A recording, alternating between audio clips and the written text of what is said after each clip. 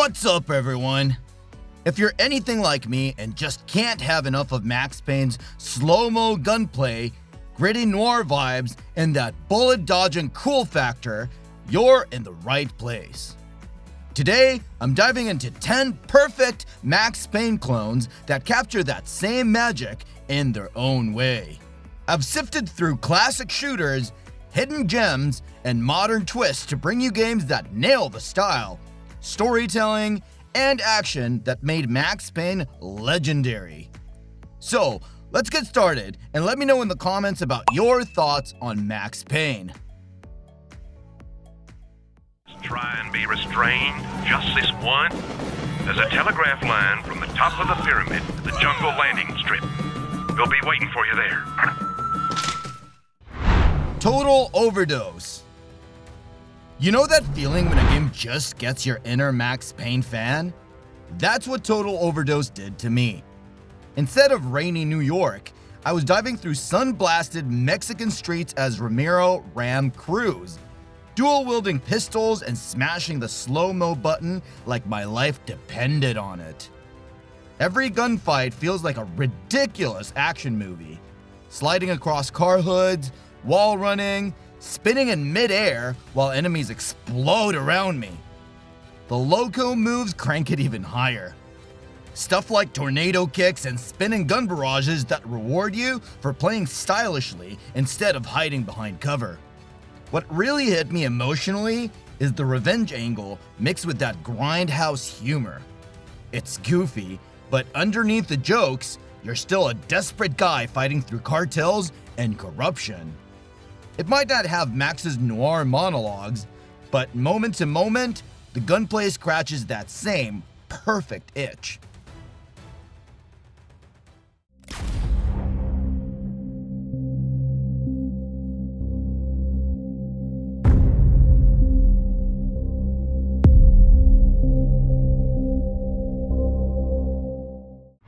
The Hong Kong Massacre. From the very first level, the Hong Kong Massacre felt like someone bottled my love for Max Payne and poured it into a top-down fever dream. I'm stepping into the shoes of a bitter ex-cop, replaying a bloody revenge story through flashbacks while neon rain smears across the screen. Every room is a puzzle of death. I slam the slow motion button, dive sideways, and try to clear everyone in a single, clean ballet of gunshots. One bullet kills, including mine, so I'm stuck in this tense rhythm of restart perfect until it finally clicks. That loop weirdly gets emotional, because each success feels hard-earned, like I'm clawing my way through guilt and regret along with the character.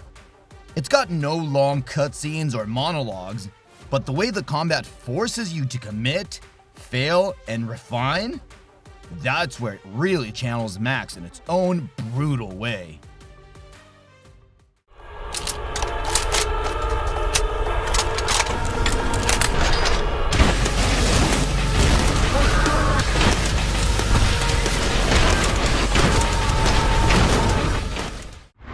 Trepang 2.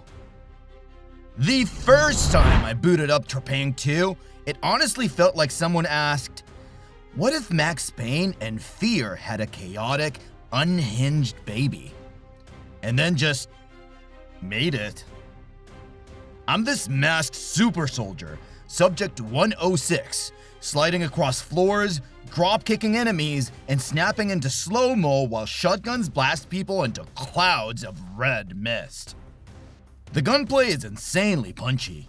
Every hit staggers, every explosion sends bodies flying, and that turns bullet time into the savage power trip instead of a simple precision tool. But under all that carnage, there's a weird emotional hook. You're not just a badass, you're also a lab rat with a stolen past, hunted by a shady megacorp, and haunted by religious horror imagery. The game never tries to copy Max's detective vibe, but the way it combines personal mystery with tight, room-by-room gunfights makes it feel like a modern, feral cousin to Payne's tragic ballet.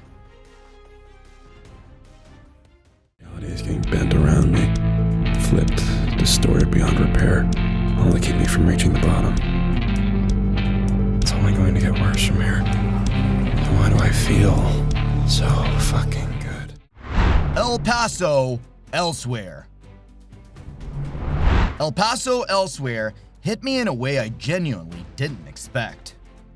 On the surface, it's a lo-fi indie shooter where you're diving in slow motion, blasting monsters with dual pistols.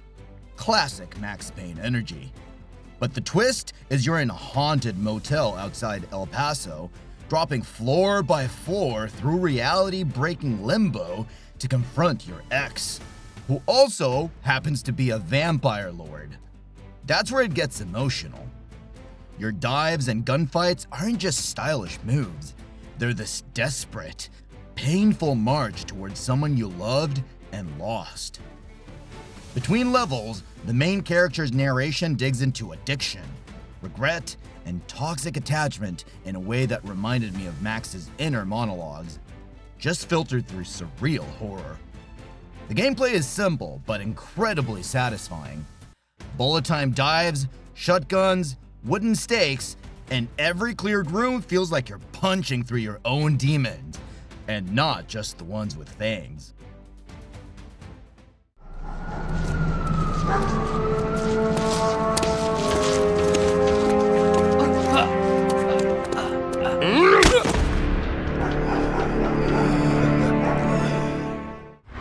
Stranglehold. There's a special kind of joy in Stranglehold, while I feel like I'm literally acting out a John Woo movie instead of just watching one. Playing as Inspector Tequila, I'm sliding across banisters, rolling over tables, and diving through the air in glorious slow-mo while debris and doves fly everywhere. It takes Max Payne's bullet time and asks, okay, but what if every object in the environment was a prop for your action scene? So I'm swinging from chandeliers, blasting enemies as I spin, and racking up style points for being as over the top as possible. The emotional hook comes from that classic Hong Kong cop melodrama. Loyalty, betrayal, family, but honestly, it's the sheer operatic spectacle that sticks with me. When I trigger Tequila Bomb abilities, like precision shots that zoom in on enemies' faces, it feels like I'm directing my own heroic bloodshed film, just with a controller instead of a camera.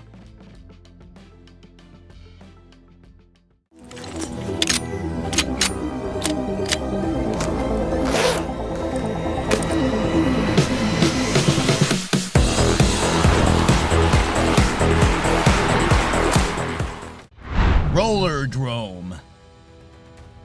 At first glance, Rollerdrome doesn't look like a Max Payne clone at all.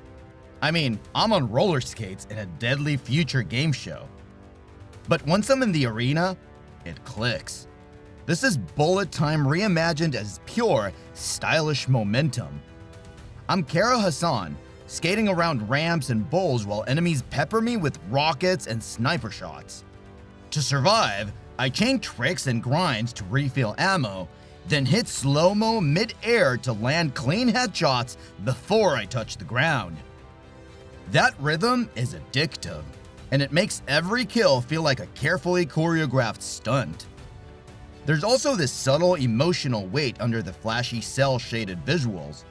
I'm a contestant trapped in a corporate blood sport, and the further I go, the more it feels like I'm complicit in something ugly.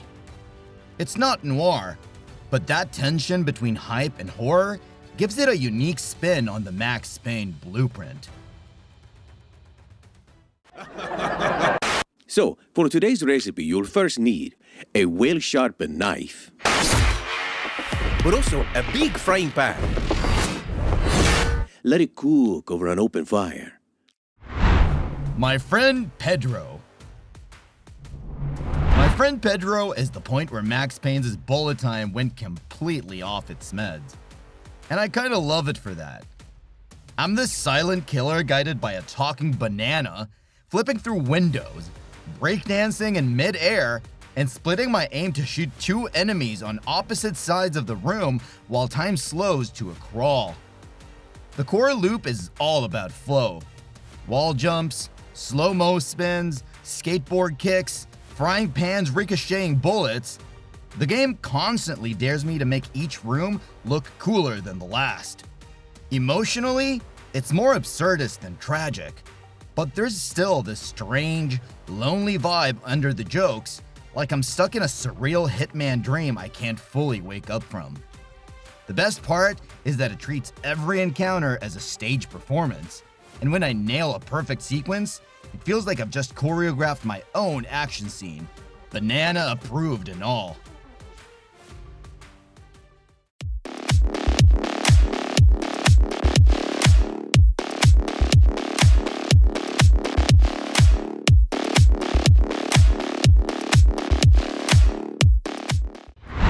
Maximum action.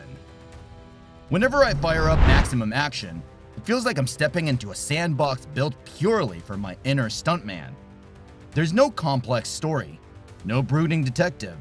It's just me. A pile of guns, some physics, and a button that makes time slow down whenever I want to look cool. I can dive through glass, kick doors into enemies, slide down stairs, and stack barrels just to blow them up in slow-mo later. What makes it click emotionally for me is the freedom.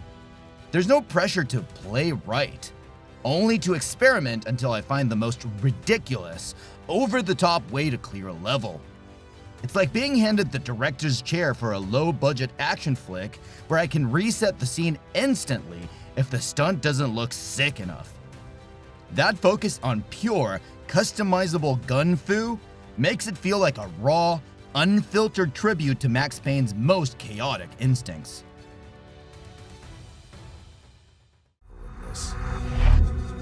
We're on a mission to find answers to these questions. Or die trying. Control. While exploring Control, I felt that same broken soul with a gun energy that Max Payne always gave me, just filtered through brutalist horror. As Jesse Faden, I'm not just shooting. I'm yanking chunks of concrete out of the walls with telekinesis, suspending enemies in mid-air, then popping into a kind of improvised bullet time as debris and gunfire swirl around me. The service weapon, constantly reshaping in my hands, makes every firefight feel otherworldly. But the real connection comes from Jessie's emotional journey. She's searching for her missing brother, wrestling with guilt and responsibility. And that internal conflict mirrors Max's grief in a more surreal, cosmic way. Instead of classic slow-mo dives, I'm gliding through the air, throwing desks and shredding reality. But the core sensation is familiar. One fragile person standing against an impossible, hostile world, armed with nothing but willpower and a very strange gun.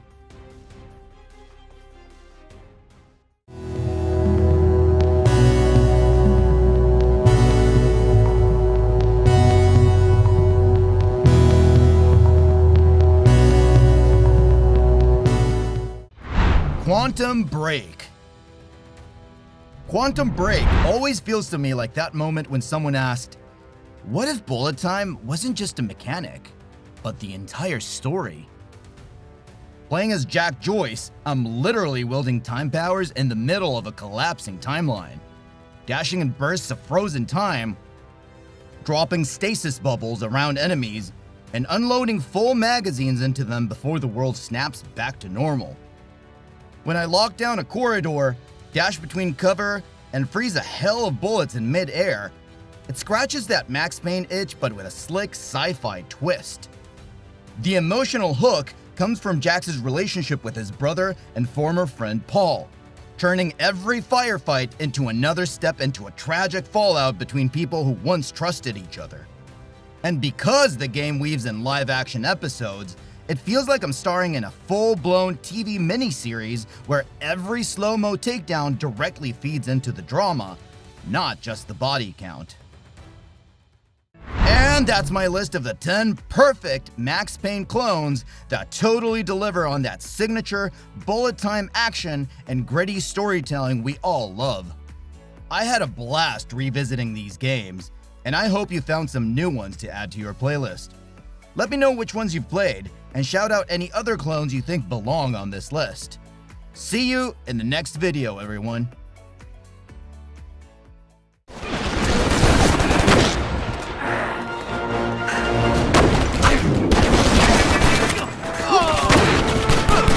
Oh!